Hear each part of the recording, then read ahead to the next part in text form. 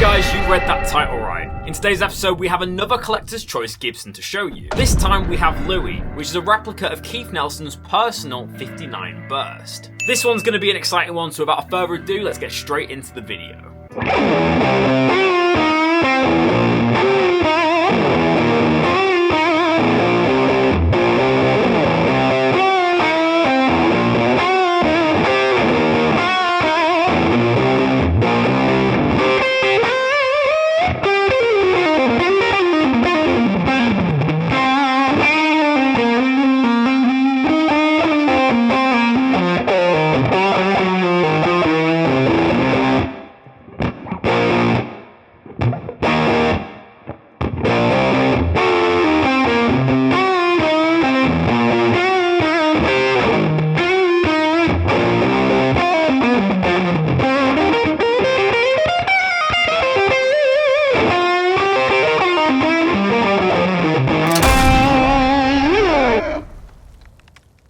Hey guys, welcome back to Squealing Pig Guitars, the home of luxury drum machines here in Nottingham, England. My name is Keightley, and today we're looking at Collector's Choice 17A, which is called Louis. You might be asking, where does the name Louis come from? And it comes from the original owner of the guitar. Buck Cherry's Keith Nelson bought this guitar from a collector called Louis, so he thought he would keep the name with the guitar. And apparently Louis owned this guitar for 30 years before selling it to Nelson. It's a beautiful Lemon Burst 59 reissue. It's got one of the darkest rosewood fingerboards I've seen on a collector's choice instrument, making it one of the most attractive collector's choice guitars I've ever seen. So I won't hold you in suspense any longer. Let's grab the case and open up this incredible piece of Gibson history. Before we open up this guitar, make sure to subscribe if you haven't already. YouTube tells us that 77% of you guys are subscribed. Subscribing really helps us invest more into the channel, which means bigger and better guitar reviews for you. So make sure to hit subscribe to join a community of guitar players sharing their love of guitar. Also, make sure to hit the notification bell to be notified when we make a new post. But let's get back to the video. So guys, now it's time to go over the specs of Collector's Choice number 17A, which is called Louis. And this is a very kind of highly sought after Collector's Choice. It's a very beautiful Lemon Burst with a very dark rosewood fingerboard.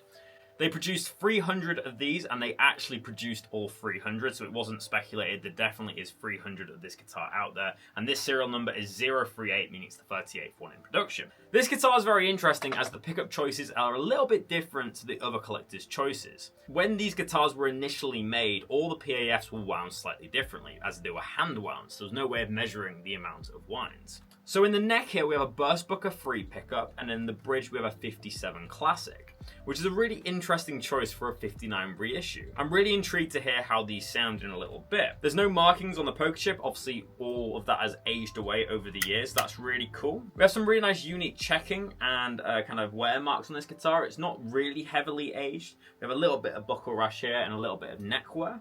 Got a nice kind of horizontal checking pattern, which was done with razor blade. This was a 2014 one, as you can see by the medallion here. This is a very active 3D top. As you can see, as I move that, the flame changes, but we also have a nice kind of element of cross grain, which is when obviously you get that kind of wavy kind of lines in the maple. So if I bring it up close, you'll see kind of where that intersects the flame, and especially in that angle there, you can see how nice that flame is. It's a very nice example of a dirty lemon guitar. Of course, we have the anlin die on the back, but this one's a very brown hue with a little bit more red towards the center. That's what I really like about these collector's choices, that they seem to get the colour of the back of the guitars absolutely spot on. I love how you have a little bit more red in the middle and then more brown on the sides. This is also a really nice lightweight piece of mahogany. We then have that mahogany neck. I love the neck profile on this one. A little bit slimmer than your average 59, but then we have that beautiful kind of dark chocolatey rosewood fingerboard looking just like Brazilian rosewood. They've matched this so nicely to the original. So it's celluloid inlays with a little bit of ambered lacquer over them just to make them look a little bit more aged. And of course you have a little bit of ambered lacquer over the binding. It's such a stellar example of a 59 reissue. We also have the ABR1 bridge drilled directly into the top and the aluminium stop tailpiece, 2 volumes, 2 tones, and that blank pickguard. Moving on to the headstock, again, we've got some really nice kind of unique relicing here, obviously horizontal checking, but we also have a little line which is supposed to show like a bit like a headstock break in the middle. We then have the serial number and the collector's choice stamp, and then we have the Gibson Deluxe tuners. Visually speaking, it's one of the nicest best collector's choice guitars that I've seen, and in my opinion, one of the most kind of genuine replicas of a 59 Les Paul. You guys may have seen a couple of months ago, but I actually played a real burst, and these collector's choices do feel very, very similar to them guitars. Obviously, the one that I played was a very clean example. It had no wear on it, so I'm not too sure how them bursts actually age. But in terms of how this feels, it has a similar weight, it's very resonant, and the neck shape is a little bit slimmer, just like that real burst that I played a couple of months ago. I can't wait to plug this guitar in. I think it looks incredible, and I've just been strumming it acoustically for a couple of minutes, and I'm really enjoying it. So without further ado, let's warm up the Two Rock and see how this collector's choice 17A sounds. So guys, welcome to the tone demonstration of Collector's Choice 17A. In today's episode, I'm plugged straight into my Two Rock Bloomfield drive and I'm picking up the tone with a condenser microphone. This is an Audio Technica one. For today's episode, I'm keeping it pretty simple on the floor. I'm using the Kemper Profile effects as usual, and I have a compressor, a fuzz pedal, and a tube screamer on the floor. I'm also running the Flymer FSO2 for a little bit of room reverb. In the intro to today's video, I played a cover of Hardworking Man by Marcus King. I added a few of my own licks in there, but the kind of song structure, if you will, was obviously written by him. This is the chords. I'm using a fuzz pedal on the ground going into the lead gain channel of the Two Rocks. Let's hear them chords again and show you what this Louis can do.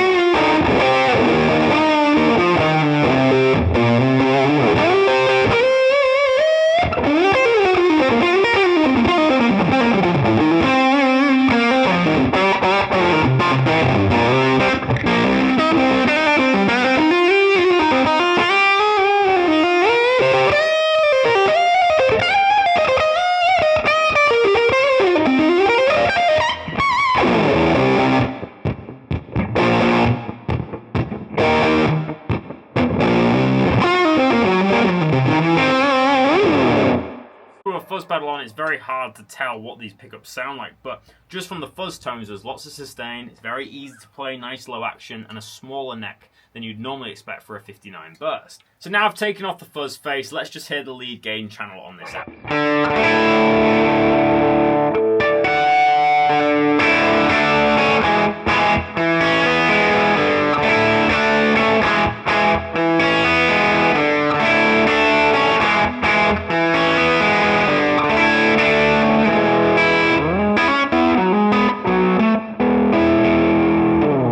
Just such a perfect Gibson tone, exactly what you want. Very dynamic, but very transparent. You can hear the strings so nicely coming through that Two Rock.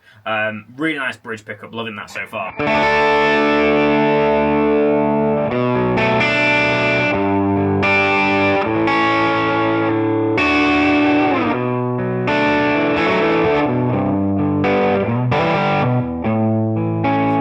So this is full volume on that bridge pickup. Hold down the volume control, you can hear how dynamic this guitar is.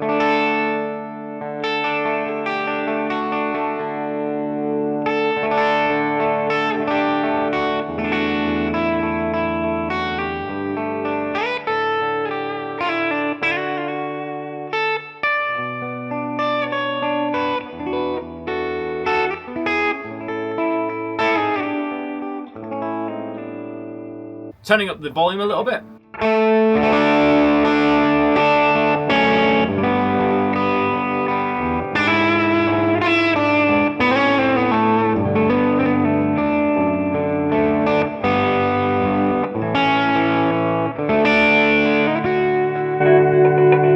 Full volume.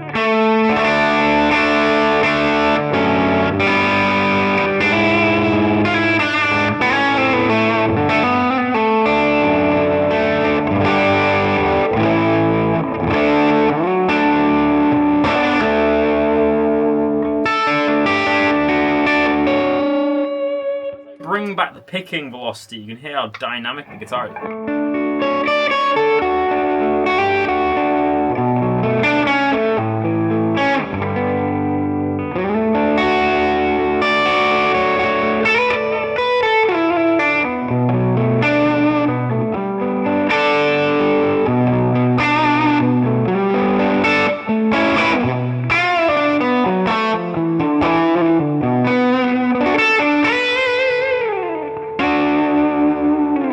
This has a burst booker pickup in it, which from my experience are a little bit more warmer sounding than your average PAF. So this has quite a nice warm tone.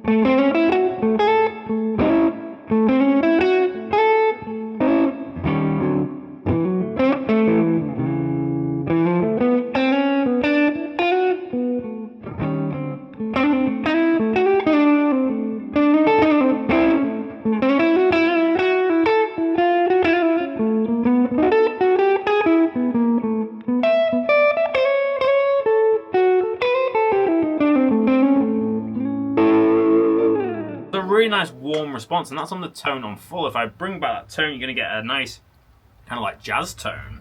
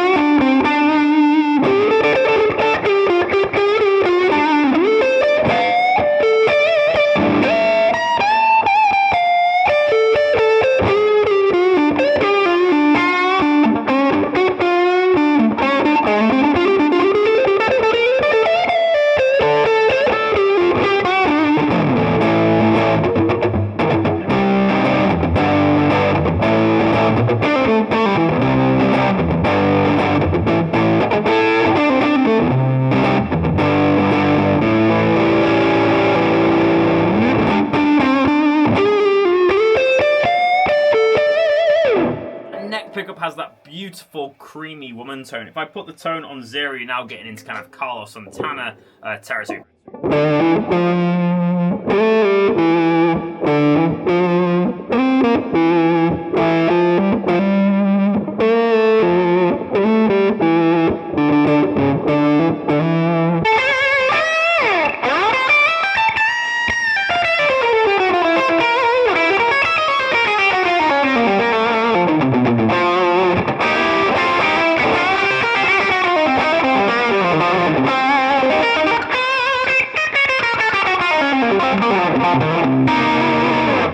I know there'll be a few rock fans out there, so let me play some riffs for you right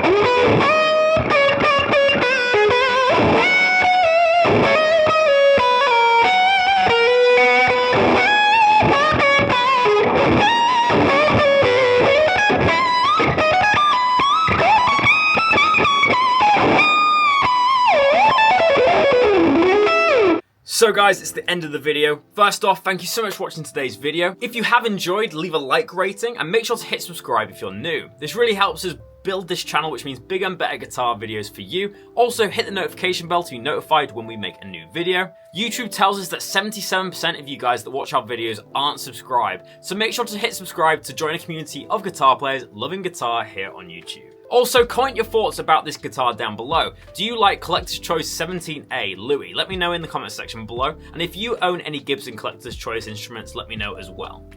This guitar today is going to get a 10 out of 10 from me. A lot of these Collector's Choice guitars have scored a 10 just because it really is the creme de la creme of Les Paul. They're always very lightweight, resonant, have an incredible look, and you always find that these Les Pauls sound incredible. You really have to play a Collector's Choice to understand what it's about. It's not just a collector's item, it's also an incredible performing Les Paul guitar. These guitars play very differently to the Murphy Lab stuff that they're releasing now. You can tell that the finish is very different. These were all aged by Tom Murphy, and they have a kind of unique character to each one. I enjoyed every second of this video playing this guitar, the tones, the intonation. This guitar is just perfect if you're wanting a dirty lemon burst on a 59 Les Paul. You really can't go wrong, and I loved how they used the burst bucket in the neck here. It created a really nice warm and creamy tone, a little bit warmer than your average Les Paul. But yeah, that is my opinion today. 10 out of 10 for Collector's Choice 17A, which is called Louis. As I said, guys, let me know in the comment section below, what do you think of this guitar? Do you love it? Do you hate it? Let me know down below. In the future, I'm going to do a massive Collector's Choice shootout where I basically shoot out all the Collector's Choice guitars that we have in stock. I think we have about 6 Collector's Choices in at the moment, so that will be a video coming in the next week or so. So make sure to subscribe if you haven't so you don't miss out on that video. But thank you so much for watching this Squealing Pig Guitars video. My name is Ben Keightley, and I'll see you tomorrow for another video. But until then, that leaves me with one last thing to say. Keep rocking, guys. I'll see you soon.